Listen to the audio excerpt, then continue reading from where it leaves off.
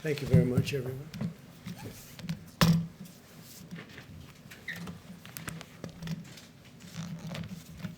So a lot of work has been going on with respect to the vaccines, very successful work, I might add.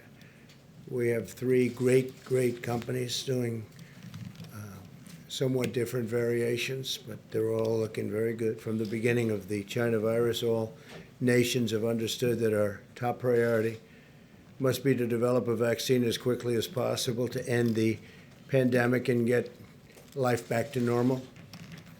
The successful vaccine will not only save millions of lives, it will put an end to the restrictions and some of the things that go on and have to go on in the meantime. Today, I want to discuss the historic progress we're making to deliver a safe and effective vaccine in record time. And there's never been anything like this ever in our history. There's never been in history, period, world history. Since January, America's brilliant doctors and scientists have been working around the clock. These are the best medical minds in the world by far, and the vaccines are going through the gold standard of clinical trials and very heavy emphasis placed on safety. 3 vaccines are already in the final stage. Joe Biden's anti-vaccine theories are putting a lot of lives at risk, and they're only doing it for political reasons. It's very foolish.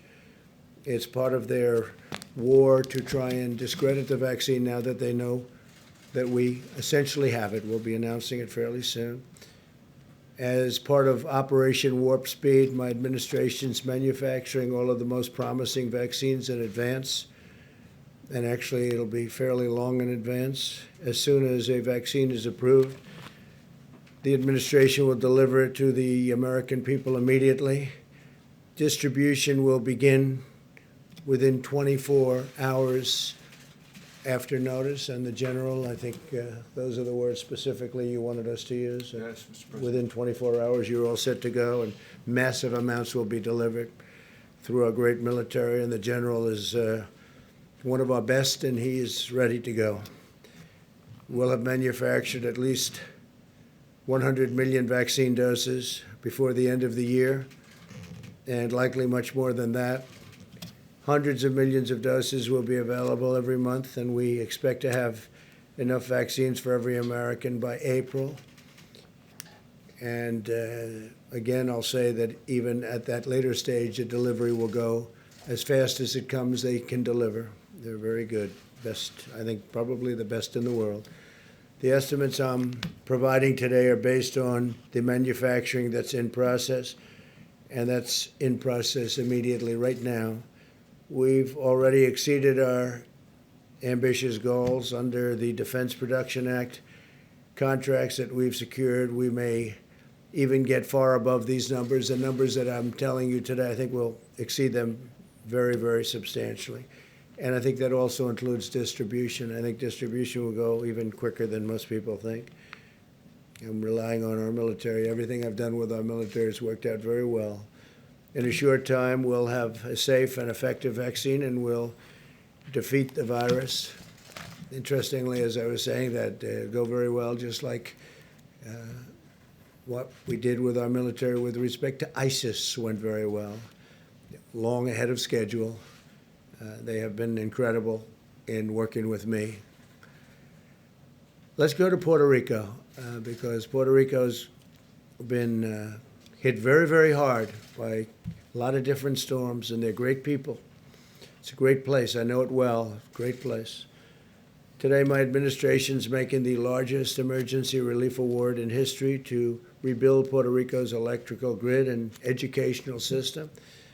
We're awarding $13 billion to permanently repair and replace thousands of miles of transmission and distribution lines that should have been done many years ago. This was beyond even the storms. This was just age and a lot of the salt. The salt from that ocean is a killer for electrical stations and power generation systems. But on top of the salt, you had these massive storms or hurricanes come in, and Maria in particular was a disaster. But for many years, they've been trying to get this done, and they have had the political willpower in Washington to get it done, so we're going to get it done for them. We're also going to be bringing back very, very major amounts of medical work. We used to have pharmaceutical manufacturing at levels that few places had, and a lot of it's left Puerto Rico, and we're going to bring that back, especially now since our emphasis is going to be making our product. So we're going to bring pharmaceutical manufacturing back to Puerto Rico. A lot of it left over the years, over a long period of time. It's been leaving and going to China and other places. So we're bringing all of that back. This was done in previous administrations. I'd like to just point out we've done more for Puerto Rico than anybody, and this is just an example of it, but we've done more for Puerto Rico by far than anybody. We'll also be launching a major effort to repair and renovate the schools across the island. Following Hurricane Maria, my administration immediately deployed the full power of the federal government to bring the electric grid back online so they could at least temporarily, and it certainly wasn't a permanent fix. It was ripped to shreds, but a lot of that was ripped to shreds long before even the storm came in. For many, many years they've been trying to do it. But we wanted to restore water supplies, and we did make emergency repairs to critical infrastructure, which we took care of, and saved countless lives, which we did. FEMA's response in Puerto Rico included the longest sustained air mission supplying food and water in American history.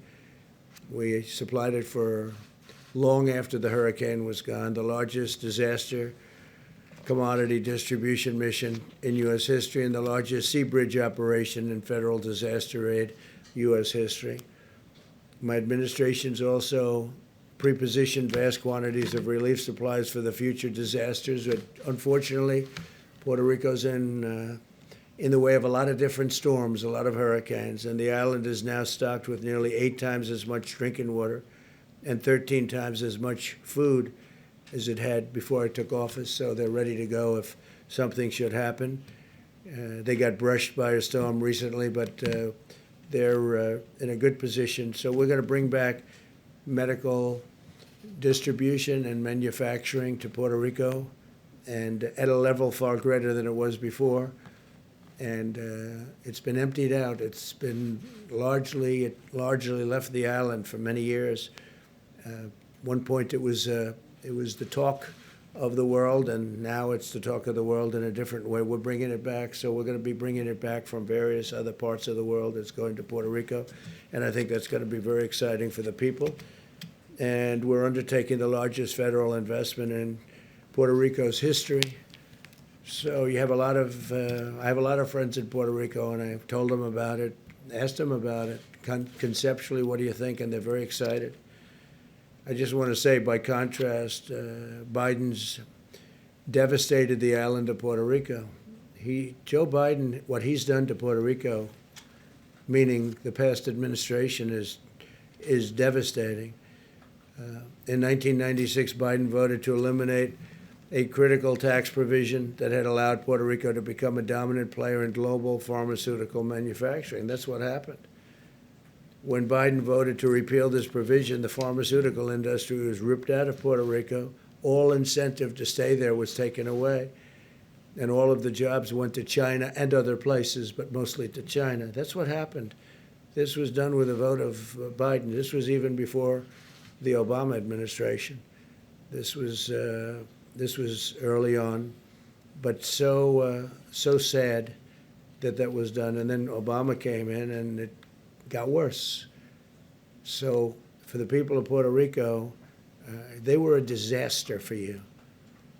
And I have to say, in a very nice way, a very respectful way, I'm the best thing that ever happened to Puerto Rico. Nobody even close. But as a result, the island's economy, under the previously mentioned names, it just absolutely cratered. Biden's vote also left the United States at the mercy of foreign suppliers for essential medicines, putting our national security and our health at risk. We had a tremendous industry potentially going to Puerto Rico, and they just absolutely cut it short with bad votes and took all the incentive away, and it went to other places, faraway lands. So they really, in a sense, were voting to destroy Puerto Rico, and we're bringing Puerto Rico back. and we'll have it done fairly quickly. And the $13 billion is, that's a tremendous amount of money, but it's a very important amount, and I think you're going to see something terrific. And it's very exciting. To me, what the most exciting is bringing the whole pharmaceutical industry back. We've spoken to various companies, and they're willing to go there. They want to have a little bit of help, but they're willing to go to Puerto Rico. And Puerto Rico is going to be very exciting what's going to happen. They were on the verge of doing it, and they took away all the incentives. I don't know how that was allowed to happen, but they allowed it to happen. That was very, very bad for Puerto Rico and the people of Puerto Rico. That was done by Democrats, and a Republican is bringing it back. So with that, we can take a few questions, and we are, again, very advanced on the vaccine. We think that sometime in the very near future we'll have it. We're, I would say, I think I can say years ahead of schedule what it would be if it were an administration other than this one. It would have been, you would have been years before you ever had anything approved by the FDA. John, please. Mr. President, this huge aid package to Puerto Rico, why not a year ago? Why not 2 years ago? Why not 3 years ago? Why 46 days to the election? Because what we're doing is we've been working on it for a long time to get it passed. Very tough to get things past Democrats where they don't want to see this happen. And they probably certainly didn't want to see it happen at this point. But it's a big package. It's a great package. And I think the most exciting part of the package isn't necessarily the billions of dollars. It's going to be what we do with the pharmaceutical industry. We're going to get them back into Puerto Rico. They liked being there, but they changed the tax situation. They ripped it out. So they really ripped apart the island, and we're going to bring it back, John. It may be simply coincidental, but it does coincide with the big push for Puerto Rican voters that the Biden-Harris campaign. Yeah, I think that that's, well, they can't do anything. Look, the Biden-Harris campaign, what they did, they hurt, I've gone through it, and whether it was President Obama or Vice President Biden, they were a disaster for Puerto Rico, a disaster. And what we're doing and what we've done, but what we're doing is something that will be fantastic for many years in the future. Bringing back the pharmaceutical industry, manufacturing in Puerto Rico is what they've wanted for years, and we're doing that in addition to the $13 billion. Yes, please. Mr. President, I think I heard you right saying that you said that you expect to have enough vaccines for every American by April. So as we sit here in mid-September, and there have been questions about the timeline, can you walk us through now and the beginning of April to which every American can have a vaccine? Sure, and I think we may exceed those numbers even. Scott, do you want to discuss that quickly? Sure. As has been said many times. From the podium, please. Okay. We have all the people that are involved in the actual vaccine distribution here, but we were just going through this. As of the end of the year, we will have over 100 million doses manufactured. The people who are in the prioritized list of including high risk, including first responders, will have the ability to take the vaccine. No one's being mandated to be vaccinated at the latest in January. And as we said yesterday, or I think yesterday, there will be hundreds of millions of doses delivered for people to take it during the first quarter. And so that by April, every single American who wants to be vaccinated will have the ability to be vaccinated. It's not a forced vaccination, of course. Dr. Fauci said today, basically echoed Dr. Redfield's comments that Q2, Q3, some point the summer of next year, the entire country potentially, or at least as many Americans that need to be vaccinated, will be vaccinated. Is that the timeline? We think we will. Next summer? Yeah, that's on the outer edge. We think we can beat that number very substantially. And on TikTok, sir, if you don't mind, the Commerce Department essentially gave you a runway today to strike a deal after the election. Do you expect a TikTok deal before the election or after the election? I think it could go quickly. We have great companies talking to us about it. You know about Oracle. You know Microsoft has been involved, and let's see whether or not they're continuing to be involved. Walmart is truly a great company. They're very much involved. They want to do something. So we have some great options, and maybe we can keep a lot of people happy, but have the security that we need. We have to have the total security from China. We're not going to do anything to jeopardize security. At the same time, it's an amazing company and very, very popular. So if we can do a combination of both, I'd be very happy doing that. Could go very quickly, though. Could go very, very fast. Yeah, please. Mr. President, Go ahead, The please. Kuwaiti. when you, OAN. Thank you, Mr. President. On Kuwait. So the Kuwaiti ambassador to Austria this week told the IAEA that the Kuwaiti government is very concerned over Iran's constant breaching of the JCPOA. In your discussions with the Kuwaitis today, have you discussed where they stand this week as we go into the UN, as the United States tries to extend sanctions on Iran? Well, they just left my office, as you know, the Oval Office, and we had a very good meeting with the Emir, and I think we understand each other very well. They're very excited about a lot of things that are happening in the Middle East. They are so excited that we signed the first 2 countries, and I think they'll end up fairly quickly being a part of it. I have, I would say, 7 or 8 countries that want to be a part of it without even working very easily, very quickly. Nobody thought this would happen, and not only is it happening, it's happening rather easily. We discussed that very briefly because that's an easy one. Believe it or not, that whole thing is now a beautiful puzzle that's coming together very nicely. But we are talking to them and others about various aspects of the Middle East. The Middle East is straightening out with all that's happening. You know, we've brought a lot of our troops back. A lot of them are coming back in the very near future. We're out of Syria, other than we kept the oil. I kept the oil. And we have troops guarding the oil. Other than that, we're out of Syria. We took them off the border between Syria and Turkey. We had a lot of troops on the border. Ultimately, we got it down to 50, and I thought they were in great danger. When you have 2 armies sitting there looking to fight, and you have 50 people in the middle, I don't care who you are, even if you're the U.S., those 50 people are in great danger. We took them out. But we had a lot of troops on the border, and we took them out. I said, look, they've been fighting on their border for 200 years, and a lot longer than that under different names, and they can continue to do that. That's not for us. We're guarding our own borders. We're doing very well on our southern border, as an example. So we're out of Syria, except we kept the oil, and we'll make a determination. We'll probably be dealing with the Kurds on the oil and see what it all ends up, but we'll be out.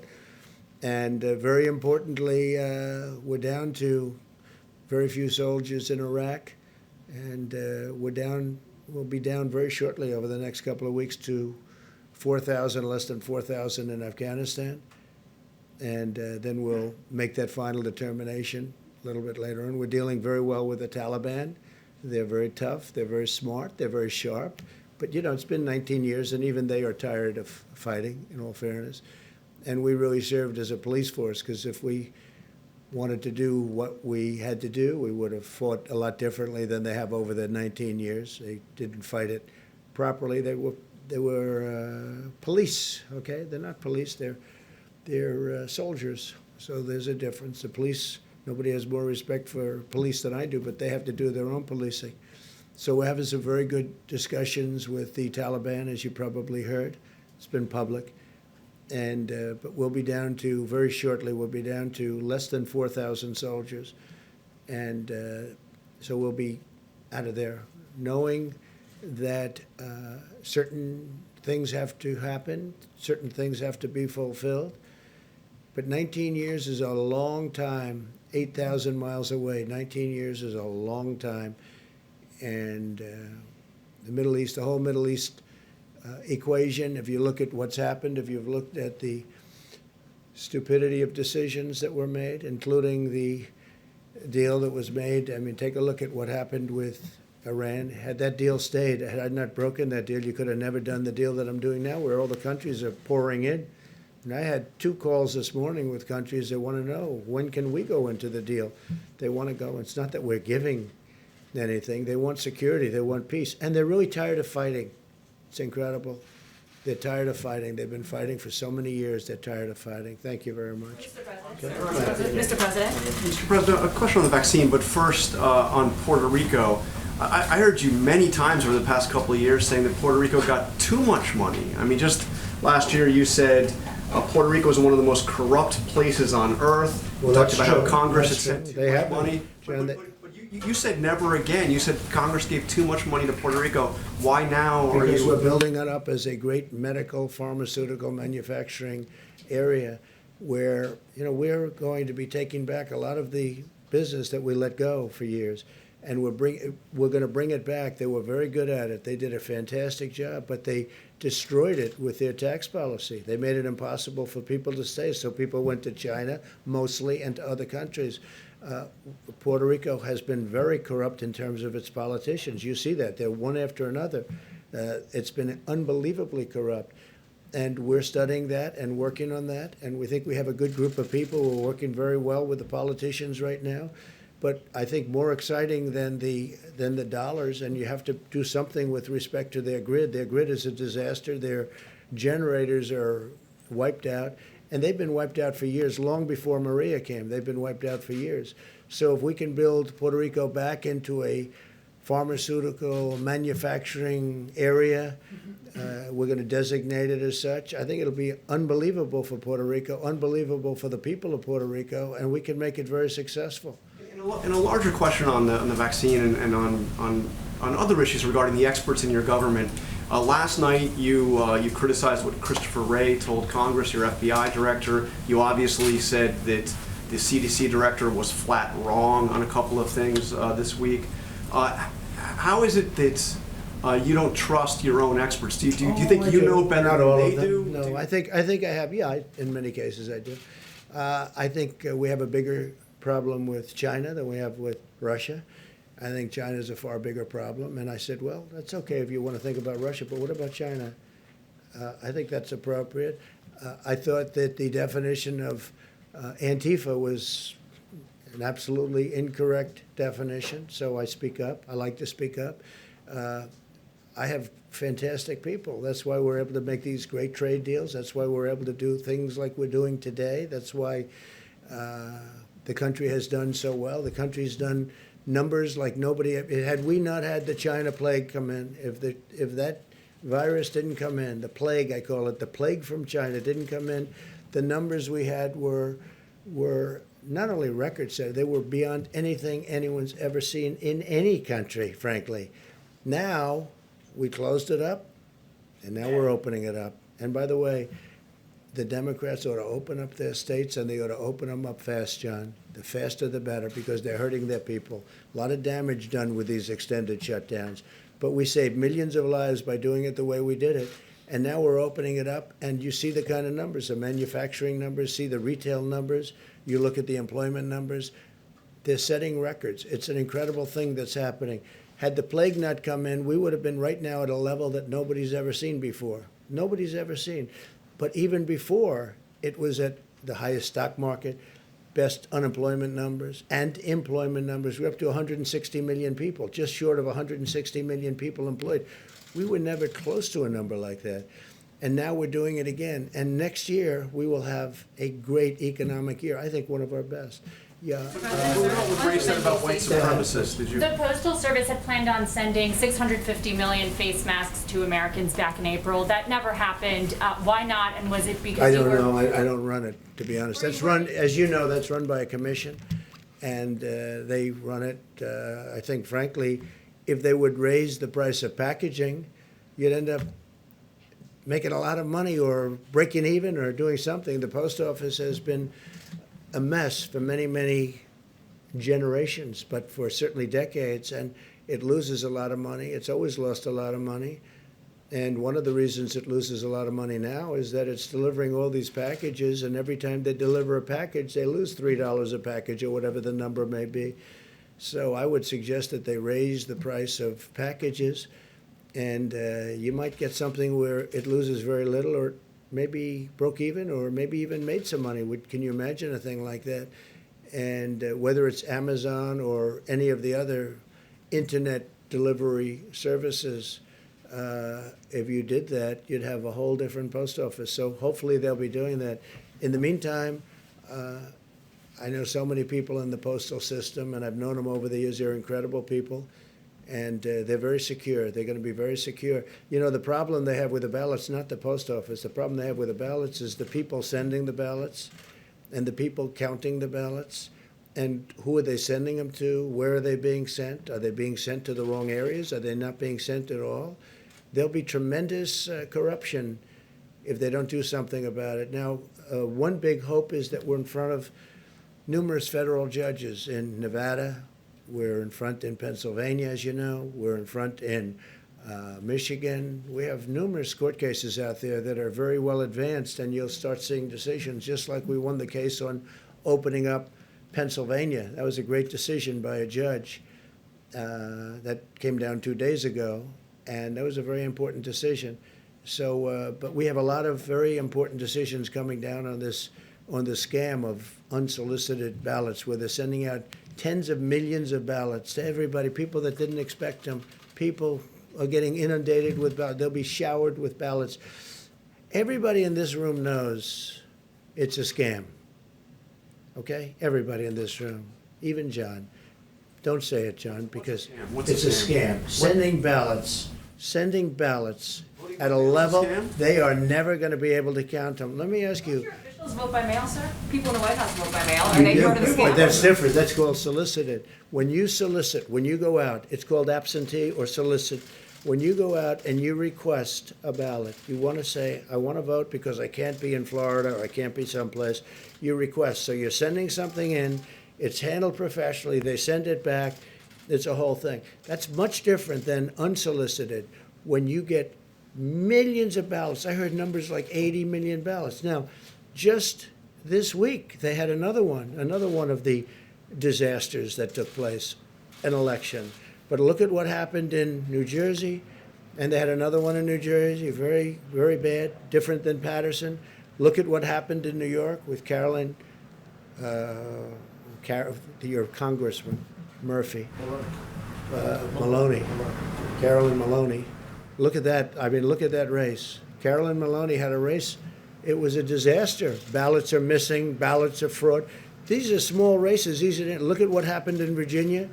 Look at what happened at various other parts of the country, even over the last short period of time. And these aren't 80 million or 50 million or 20 million votes. These are small elections. These are congressional elections where, in theory, it's easy. So what's going to happen on November 3rd when somebody's leading and they said, well, we haven't counted the ballots. We have millions of ballots to count. It's a disaster. Everyone knows it. Everyone knows it's a disaster. And I don't expect people here to say, although some people will, some people would say it. Everyone knows. You don't even have to know politics to know. And this has nothing to do with post office, by the way. Where are these ballots going? Who's sending them? Who's signing them? You have in Nevada, you have a governor that signed something where he doesn't even want verification of the signature. So what does that mean? So he doesn't even want verification of the signature. So I think it's going to be a terrible time for this country, and we're counting on federal judges to do a great constitutional job when they're right now analyzing it. Many federal judges, like I think 5 or 6, but many federal judges, I can tell you in Pennsylvania, big, in Nevada, very big. I believe it's in front of a judge in Michigan. We have a lot of judges have not yet ruled on this, but if it's ruled in a different manner, or it's ruled where these millions and millions of unsolicited people that aren't even asking, there's such a difference. You write in, you ask, they send it to you, you sign it, you send it back, that's perfect. That's absentee. There's nothing like going to the voter booth, by the way, nothing, where they check you as you go in. There's nothing like that. But that's absentee, that's okay. But the scam of sending millions and millions of ballots, and you know who knows this better than I do?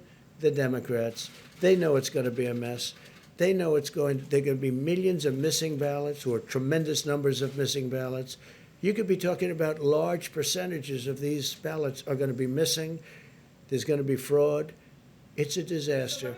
And everybody, and it would be a lot easier for me not to bring it up, but everybody knows I'm right. And you don't have to know a lot about elections. You don't have to know a lot about politics. This is going to be the scam of all time. And hopefully the federal judges, all respected, all highly respected, hopefully they'll be able to see this clearly and stop it. Okay, thank you very much, everybody. So I want to congratulate Puerto Rico, and I think you're going to have a great period of time. I think you're going to see a rebuilding of Puerto Rico. Thank you very much. Thank you.